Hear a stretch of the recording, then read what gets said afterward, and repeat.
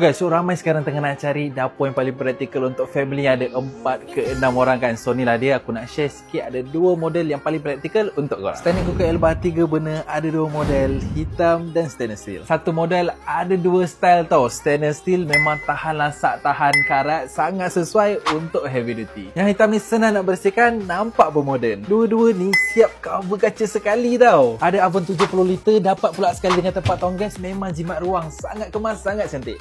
Korang tengok ni, kuali yang saiz medium pun boleh muat 2 biji dekat sini tau. 3 burner besar ni memang sesuai untuk masak lauk harian. Kalau korang tengok control knob ni pun memang sangat senang nak adjust. Lepas tu standing cooker 2-in-1 ni kan, memang sangat sesuai untuk dapur yang kecil, jimat ruang, memang terbaik. Senang nak jaga, boleh lap je terus dengan tisu basah atau kain basah. Pula bahagian ni kan, korang boleh je terus angkat, basuh dekat dalam siki sampai bersih. Yang paling penting, korang tak perlu tabletop khas untuk letak standing cooker ni kan, sebab design dia memang cantik, tinggi, sangat praktikal. Lepas tu pinggang pun tak sakit. Yang paling penting kalau korang dapatkan standing cooker Elba ni, boleh terus je datang kat dapur sebenarnya bagi senawang cerah Shah Alam sekarang.